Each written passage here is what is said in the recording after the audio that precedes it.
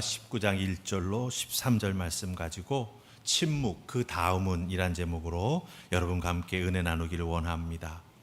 여러분 한번 생각해 보세요. 침묵이라고 하는 단어를 딱 들으시면은 여러분 머릿속에는 어떤 생각이 떠오르십니까? 침묵. 물론 낱말의 뜻, 입 다물고 있어야지 생각나시겠죠. 하지만 성경적으로 연결해서 이 침묵이라고 하는 단어를 가만히 생각하면 우리 머릿속에는 여호수아서가 떠오릅니다.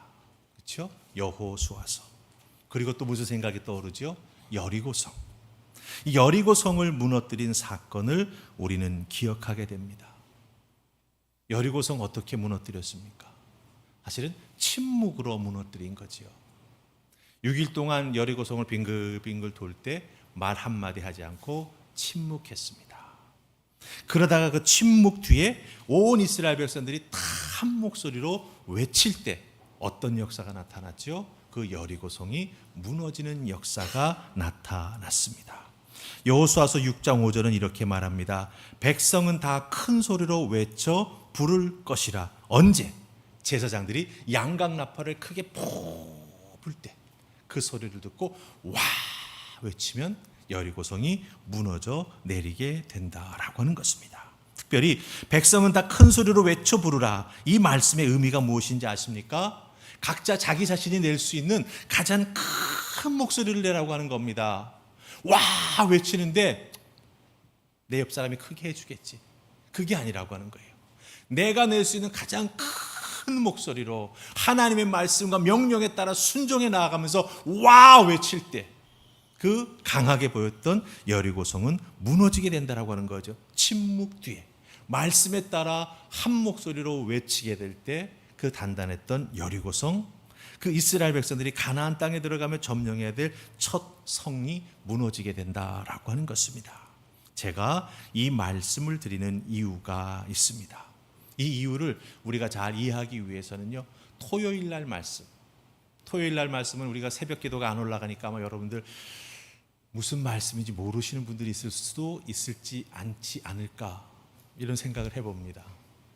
네, 여러분들 이 어제 토요일 말씀과 연결해서 살펴보면 제가 왜 침묵이라고 하는 이 말씀을 이렇게 설교 서두에 길게 하는지 이해가 분명해집니다. 히스기야 왕, 남유다의 왕이 되었지요. 이 남유다의 왕이 된 히스기야는 하나님 앞에 다윗과 같은 왕이 되기로 마음먹고 결심했습니다. 그래서 산당을 다 제거했고 거기서 우상 숭배하던 그 모든 것들을 다 무너뜨렸습니다. 열왕기 하에는 기록이 없지만 평행구절인 역대하 31장을 보면은요, 이 히스기야 왕이 얼마나 그 무너진 예배를 다시 세우기 위해서 애쓰고 수고했는지 잘 기록해주고 있습니다.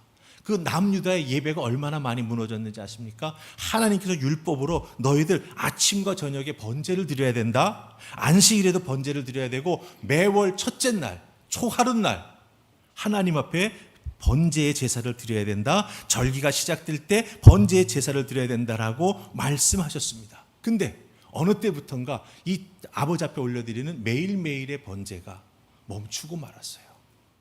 왕이 돼서 들여다보니 부족한 게 여러 가지가 많이 있었는데 특별히 재정적으로 부족한 부분이 있었습니다.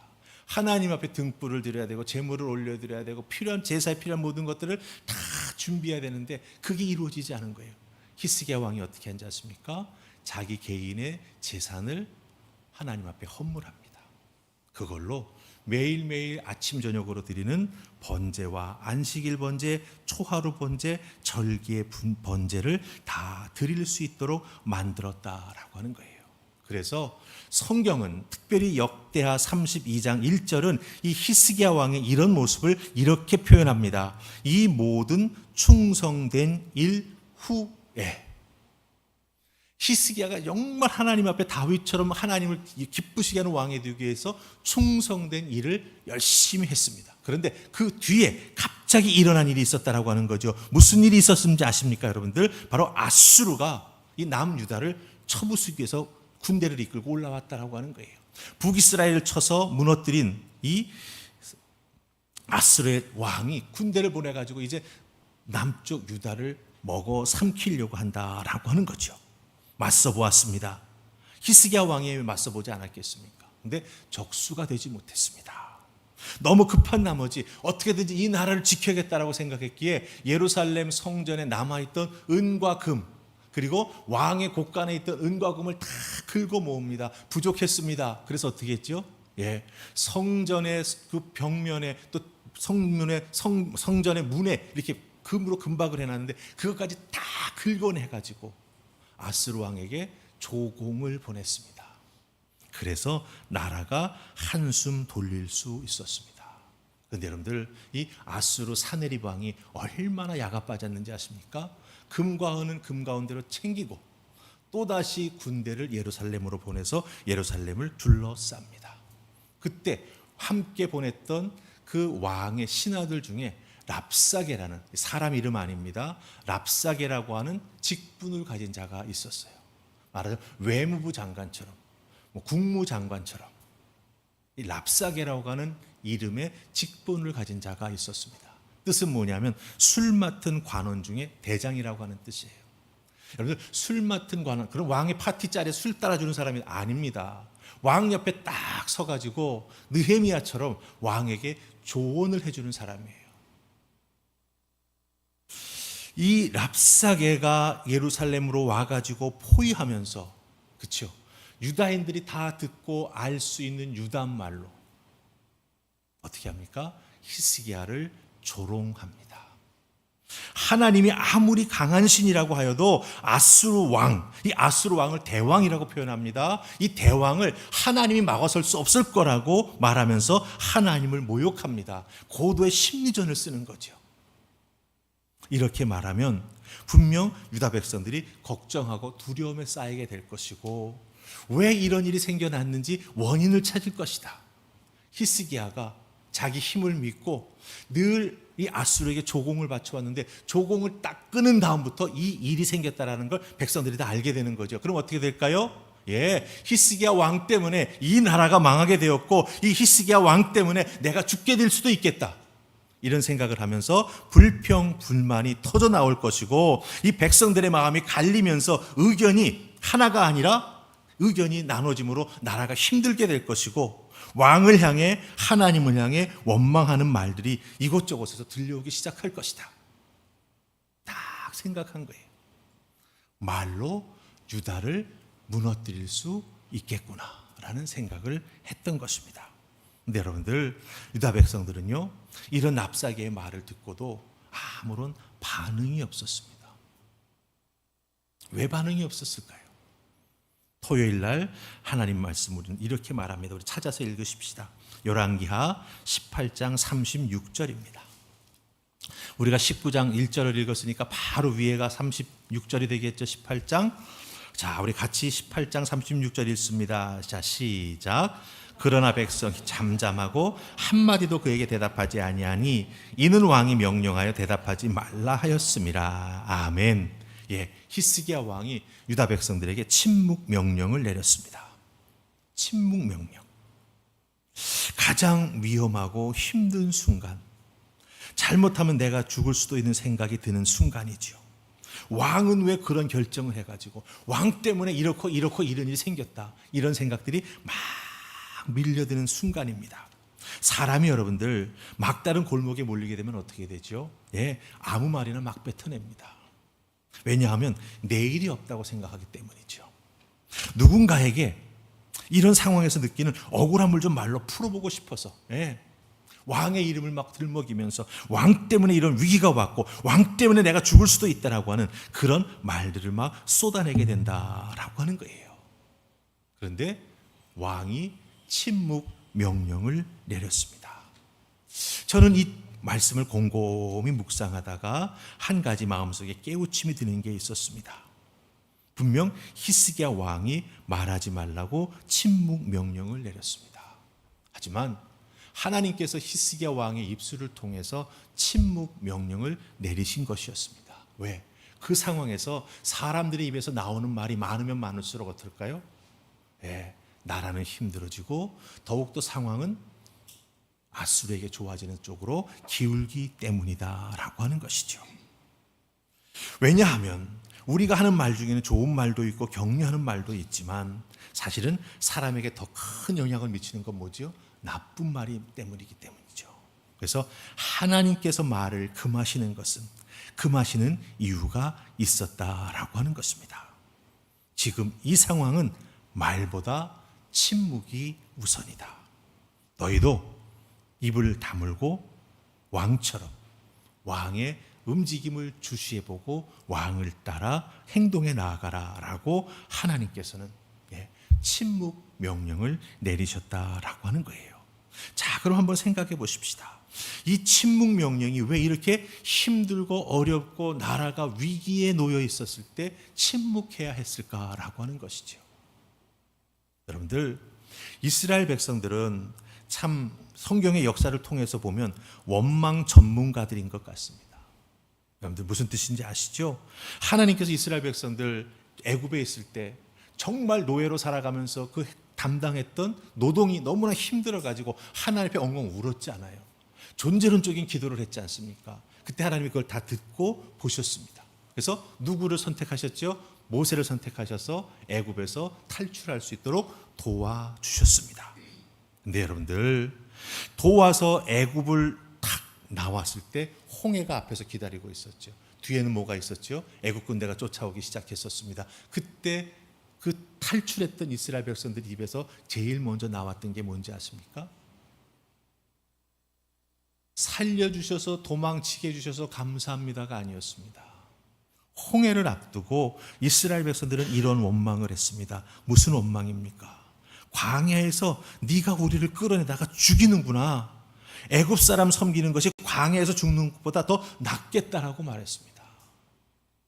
하나님 이 말씀 들으시고 어떻게 하시는지 아세요? 네가 말한 대로 내가 그대로 해주겠다고 말씀하세요. 근데 여러분들 잘 보시면 이 원망을 하나님이 들으시고 그 다음에 어떻게 하시는 줄 아세요? 혼내시는 게 아니에요. 모세를 통해서 홍해를 쫙 갈라주십니다. 저는 여기서 의문이 들었어요. 왜? 원망하는데 홍해를 건널 길을 하나님이 갈라주신다? 그런데 이런 방식으로 홍해를 건너 광야를 들어섰습니다.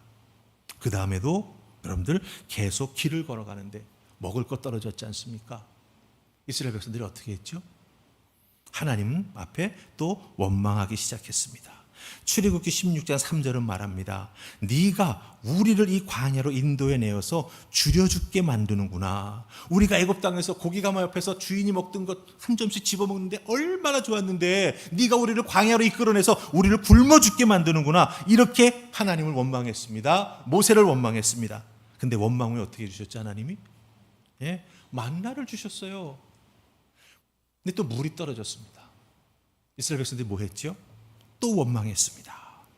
네가 우리를 이끌어내서 목말라 죽게 만드느냐? 출애굽기 17장 3절입니다. 이 원망 다음에 하나님 어떻게 해주시죠? 모세로 하여금 지팡이로 반석을 치게 하십니다. 반석에서 솟아난 물을 마셨습니다. 여러분들, 이스라엘 백성들은요, 원망하면 이루어진다라고 하는 학습 효과를 배워 나아가기 시작한 거예요. 원망하니 길이 생기고, 원망하니 만나가 생기고, 원망하니 물이 생기고, 야, 이것 봐라, 이거구나. 여러분들, 이스라엘 백성들이 고기 먹고 싶을 때 어떻게 했죠? 또 원망했어요. 근데 하나님은 어떻게 하셨죠? 바람을 불어서 메추라기를 이스라엘 백성들 진영 앞으로 확 몰아주셨습니다. 원망하니까 이루어집니다. 근데 우리가 신앙생활을 통해서 교육받고 성경 공부를 통해서 깨달아 하는 건 뭐죠? 감사하면 이루어지고 원망하면 안 이루어지는데, 그렇죠? 이스라엘 백성들은 원망하면 하나님께서 다 이루어 주셨습니다. 근데 여러분들, 그 원망의 결과가 무엇이었는지 우리는 정확히 기억해야 합니다. 왜 이게 필요할까요? 이 광야에서 하나님께서 허락해 주신 은혜 가운데 가나안 땅의 약속의 땅으로 들어간 사람은 누구죠? 여호수아와 갈렙입니다. 여호수아와 갈렙은 어떤 사람들일까요? 가나안 땅을 정탐하기 위해서 12명 지파의 대표로서 그 땅에 들어갔을 때 놀란 하나님의 은혜를 보았습니다. 그렇죠? 예. 그렇지만 사람들은 우리는 메뚜기 같다라고 말하면서 우리는 그곳에 가면은 죽을 수도 있다라고 말을 했습니다. 하지만 여호수아와 갈렙은 아니다라고 말했습니다. 그들은 우리의 밥이라고 말했습니다. 그럼 생각해 보십시다. 광야를 계속해서 여호수아와 갈렙도 같이 걸어옵니다. 이스라엘 백성들은 원망합니다. 갈렙과 여호수아는 어떻게 했을까요? 성경은 말해주지 않습니다. 그러나 성경에 나타나는 여호수아와 갈렙의 성품과 그들이 입으로 고백했던 것을 우리가 듣고 미루어 짐작하자면 그 원망의 상황 속에서 분명 여호수아와 갈렙은 원망하지 않았을 것입니다. 하나님, 이렇게까지 해주셔서 감사합니다. 마시게 해주시고 먹게 해주시고 불기둥과 구름기둥으로 지키시고 인도해 주시니 감사합니다 고백했습니다. 그래서 가나안 땅에 들어갈 수 있었습니다. 하지만 원망을 한 다음에 하나님 주신 것을 먹은 사람들, 원망과 더불어 그 원망의 떡, 그 결과를 먹은 사람들은 다 죽었습니다. 광야에서 죽었습니다. 원망에도 떡은 생깁니다. 그러나 원망의 떡은 그 떡을 먹은 사람에게는 복이 되지 않았다라고 하는 것입니다. 그러게 여러분들, 하나님께서는요, 이 아수르를 통해서 어렵고 힘든 시간을 보내고 있는 유다 백성들에게 히스기야 왕을 통해서 침묵하게 하셨습니다. 왜? 원망의 떡을 또 이 백성들이 먹을까 봐. 원망의 떡은 결코 도움이 되지 않기 때문이다라고 하는 것이죠. 여러분들, 우리도 인생을 살아가면서 신앙생활에 나아가면서 어렵고 힘들 때가 있습니다. 그럴 때 여러분들은 어떻게 하십니까? 내 하소연 들어줄 만한 사람을 찾지요, 주로. 네. 그리고는 만나자 그래가지고 그냥 속에 있는 안타까움, 원망, 아픔, 눈물 쭉 쏟아냅니다. 그러면 내 감정은 시원할지 몰라요. 왜? 카타르시스를 맛보는 거니까. 하지만 그게 정말 자기 자신에게 이익이 되고 은혜가 됐던가요? 여러분 경험은 어떠세요? 제 경험은 아니더라고요. 예. 오히려 사람에게는 침묵하고 그 다음에 히스기야 왕이 행했던 행동을 하는 것이 참 해결의 열쇠가 되는 것을 깨달아 알 수가 있었습니다. 자, 그럼 여러분 보십시다. 유다 백성에게는 침묵을 명한 히스기야 왕은 자기 자신은 무엇을 했을까요? 우리 19장 1절 그리고 4절을 읽으십니다. 중간에 2절 3절은 뺍니다. 자, 19장 1절 말씀 먼저 읽습니다. 시작. 히스기야 왕이 듣고 그 옷을 찢고 굵은 배를 두르고 여호와의 전에 들어가서 4절 읽습니다. 자, 시작. 랍사게가 그의 주 아수르 왕의 보냄을 받고 와서 살아계신 하나님을 비방하였으니 당신의 하나님 여호와께서 혹시 그의 말을 들으셨을지라도 당신의 하나님 여호와께서 그 들으신 말 때문에 꾸짖을 듯하니 당신은 이 남아있는 자들을 위하여 기도하소서 하더이다 하니라. 아멘. 자, 19장 1절과 4절을 통해서 침묵을 명령한 히스기야 왕이 그 다음 자기는 무엇을 했는지를 보여주고 있습니다. 히스기야 왕은요, 그 주어진 그 다음 시간을 자기 자신의 말로 채우지 않았습니다. 사람들 앞에서 내가 무슨 말을 해야 되지?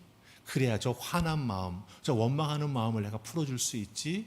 랍사게를 만났을 때 나는 도대체 무슨 말을 해야 사내들이 왕의 기분을 풀어줄 수 있지? 이런 생각하지 않았다라고 하는 거예요. 그런 생각을 하면서 그 시간을 자기의 말로 채우지 않았다라고 하는 겁니다. 무엇을 했습니까? 하나님의 성전에 왕의 옷을 찢었습니다. 그리고 굵은 배를 두르고 들어갔다고 말합니다. 여러분, 이 모습은 하나님께 회개하는 모습입니다. 이 모습은 하나님의 도움을 구하는 간절함의 모습입니다. 자기 자신의 입은 다물고 자기 자신의 입은 침묵합니다. 하지만 히스기야 그 자연인으로서 자기 자신은 침묵하지만 그 대신 하나님 앞에 나아갑니다. 여러분들, 이 어렵고 힘들 때 침묵하며 하나님 앞에 나아간다라고 하는 게 얼마나 영적으로 큰 능력이 있는지 아십니까? 시편 73편을 한번 집에 가서 꼭 읽어보시기 바랍니다.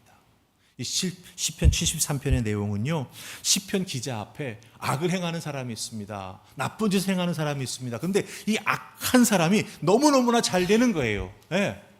그리고 그 교만한 모습을 막 자기한테 보여주는 거예요. 너 하나님 있는데 이 찌질한 놈아, 나 이렇게 잘 되고 있잖아, 나 하나님 없어도 이렇게 잘 살고 있어. 그걸 막 보여주는 거예요. 너무나 마음 아파가지고 그 시편 기자가 그 모습을 보면서 하나님의 성소로 쫙 들어갑니다. 근데 하나님께서 그 시편 기자에게 그 악한 자가 어떻게 될 것인가를 보여주십니다. 73편 17절은 이렇게 말합니다. 하나님의 성소에 들어갈 때에야 그들의 종말을 내가 깨달았나이다. 아멘. 예. 사네립 왕과 랍사게의 끝이 어떻게 될지 하나님은 히스기야의 침묵 속에서 성전 앞에 나와 이사야 선지자에게 중보 기도를 요청할 때 그에게 깨닫게 해주시고 이사야의 입술을 통해서 완전한 해결책을 알려주시는 것을 발견하게 된다라고 하는 것이죠. 여러분 보세요. 히스기야는 사람에게 어떻게 대답해야 할지, 백성들 앞에서 무슨 말을 해야 될지 생각하고 그것을 말한 것이 아닙니다. 기도하면서 하나님께 모든 것을 맡기면서 모든 상황을 하나님께 의뢰했습니다. 히스기야도 사람 앞에 침묵했습니다. 하나님 앞에는 부족한 모습 있는 그대로 나아가 다 보여드리면서 그 상황에서 내가 어떻게 해야 하는지 하나님의 도우심을 구했습니다. 하나님은 이사야 선지자를 통해서 히스기야 왕의 간구에 분명히 응답해 주셨습니다. 우리 6절과 7절을 읽으십시다. 6절 7절 찾으셨습니까? 자, 우리 같이 읽습니다. 시작. 이사야가 그들에게 이르되 너희는 너희 주에게 이렇게 말하라. 여호와의 말씀이 너는 아수르의 왕의 신복에게 들은 바 나를 모욕하는 말 때문에 두려워하지 말라. 내가 한 영을 그의 속에 두어 그로 소문을 듣고 그의 본국으로 돌아가게 하고 또 그의 본국에서 그에게 칼에 죽게 하리라 하셨느니라 하더라. 아멘. 예, 보세요. 이사야에게 인편을 보냈지 않습니까? 그래서 이런 상황이니까 중보기도 해주세요. 이사야가 그 자리에서 대답을 해줍니다. 야, 너 앞에서 떠들고 있는 그 아수르 왕의 신복들 때문에 쫄지 말아라고 하는 거죠. 여러분들 6절에서 신복이라고 하는 표현을 썼죠. 신복. 신복은 왕의 옆에 탁 붙어있는 부하들을 말합니다. 랍사게 같은 사람을 말하는 거죠. 이 랍사게가 말로 유다 백성들을 주눅들게 했고 히스기야를 조롱했고 하나님을 능멸했지 않았습니까? 이런 사람들이 바로 신복입니다. 그런데 여러분들 이 신복이라고 번역된 이 히브리 단어가 무슨 뜻인지 아십니까?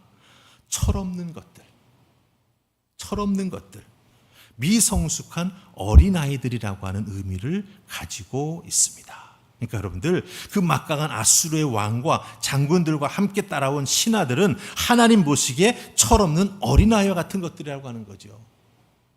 그러니 어린아이들이 하는 말 믿을 필요 없고 거기에 주눅들 필요 없고 그것 때문에 걱정할 필요 없다라고 말합니다. 그들의 말에는 아무 힘이 없으니 두려워 말라라고 하는 것이죠. 아수르 왕도 결국은 무슨 일인지 갑자기 자기들의 나라로 돌아가게 되고 거기서 살해돼 죽게 될 것이다 라고 말씀하십니다. 보세요, 여러분들. 사람 앞에서 입을 닫고 침묵하고 하나님 앞에 나아가 엎드려 기도할 때 태산처럼 막고 있었던 이 아수르의 문제가 해결됩니다. 어떻게? 하나님이 일시에 해결해 주시지 않습니까? 자, 그럼 여러분 잘 보세요. 7절에서 제가 딱 집어드리는 단어들을 보시기 바랍니다. 7절 다시 집중해서 보세요. 자, 첫 부분은 바로 뭐가 있냐면 소문을 듣고라고 하는 표현이 있죠. 소문을 듣고. 여기서 듣고라고 하는 동사. 두 번째, 본국으로 돌아가게 하고 여기서 돌아가게 한다라고 하는 이 동사. 그다음에 세 번째는 칼에 죽게 하리라고 하는 동사에서 죽게 하리라 이 표현입니다. 여기에 언급된 일들 사실 아직 일어나지 않은 거죠. 이사야가 하나님 이렇게 하실 거라고 말씀해 주는 거죠. 미래의 일들입니다. 그런데 여러분들 이거 아세요? 성경에는 듣고 돌아간다, 죽게 한다 이 세 동사가 다 과거 완료형으로 쓰였습니다. 아직 이루어지지 않은 미래의 일인데 성경에서는 시제를 어떻게 썼어요? 과거 완료형으로 썼다라고 하는 거예요. 이미 이루어졌다. 하나님 말하는 순간에. 네, 여러분들 하나님께서 말씀하시는 부분은 아무리 미래라 할지라도 그것이 100% 확실하게 이루어진다라고 하는 보장을 해주신다라고 하는 것입니다. 여러분들, 하나님의 전에 들어가 엎드려 기도하던 히스기야가 이사야가 전하는 이 하나님 말씀을 듣고 얼마나 힘이 났을까요? 근데 깨달았을 것입니다. 그래, 사람들 앞에 서서 100마디 말하는 것보다 침묵하며 하나님 전에 나와 엎드리는 것이 나에게는 더 큰 은혜가 되고 문제를 해결하는 지름길이 되는구나라고 하는 걸 깨달아 알 수 있었을 것입니다. 여러분, 기억하십시다. 침묵, 그 다음 하나님의 음성을 기도하며 듣게 될 때 우리에게는 힘이 납니다. 새 상황이 어렵고 힘들수록 세상의 소리를 듣지 말고 하나님께 기도하십시오. 말씀을 묵상하십시오. 그리고 하나님 음성을 듣고 진정한 힘을 얻기 위해 하나님 앞에 한 발자국 더 나아가는 은혜가 여러분에게 있기를 주님의 이름으로 축복합니다. 그럴 때 여러분 한 분 한 분은요, 세상을 의지하는 것이 아니라 하나님 한 분만, 우리 주님만, 성령님만 의지하는 성도로 굳게 세워지게 될 줄 믿습니다. 여러분의 인생에 어렵고 힘든 일 있으시죠? 지금까지 나의 습관이나 나의 인간적인 성향을 보면 말이 많았던 것 솔직히 인정합니다. 저도 그랬어요. 어렵고 힘들 때 선배 목사님 찾아가서 하소연하기도 하고. 그러나 그것은 다 부질없는 짓이었음을 말씀을 통해서 다시 한번 확인하게 됩니다. 그럼 어떻게 해야 되죠? 우리는 침묵 속에 하나님을 향해서 우리의 고개를 돌려야 합니다. 그리고 그 침묵 속으로 들어가 하나님 앞에 기도하는 우리가 되어야 합니다. 주님을 의지합니다. 말씀을 의지합니다. 하나님의 인도하심을 사모합니다. 우리 주님을 의지합니다. 찬양 부르시고 함께 기도하십시다.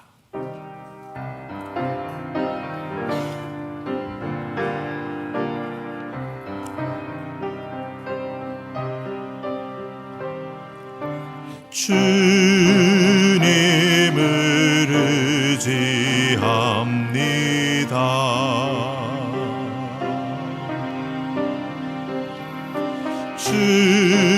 주님을 의지합니다.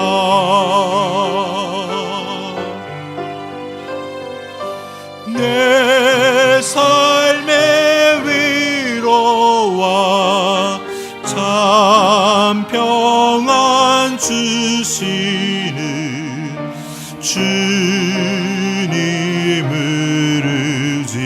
의지합니다. 주님을 찬양합니다. 주님을 찬양합니다.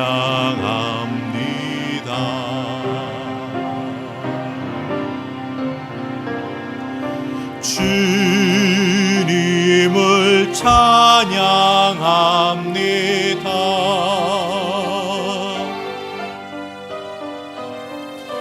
오 할렐루야, 오 할렐루야. 주님을 찬양합니다. 주님을 사랑합니다. 주님을 사랑합니다.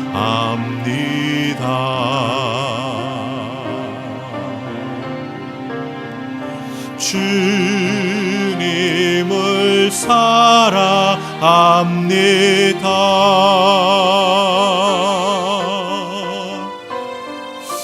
오 할렐루야, 오 할렐루야. 주님을 사랑합니다.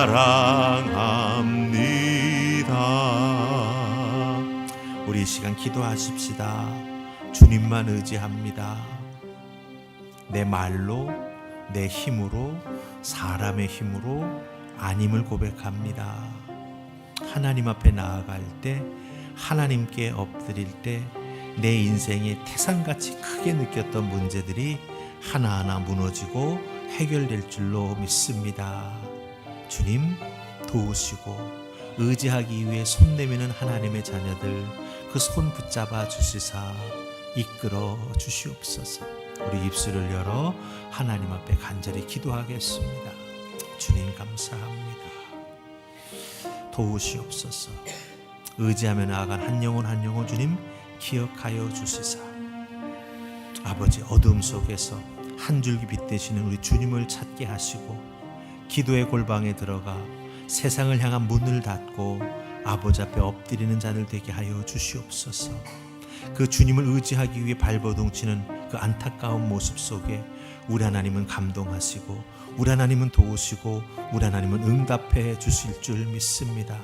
주여, 한 영혼 한 영혼 주님만 의지하기 위해 아버지 앞에 나아가는 발걸음마다 하나님의 인도하심이 있게 하시고 하나님의 도우심을 덧입게 하시며 특별히 여호와 니시 하나님을 그 상황에서 깊이 만나게 하여 주시사 승리케 하신 하나님, 내 인생의 하나님 앞에 깃발을 높이 들고 그 깃발을 흔들며 감사하게 해주시는 하나님을 만나는 그 은혜를 더하여 주시옵소서.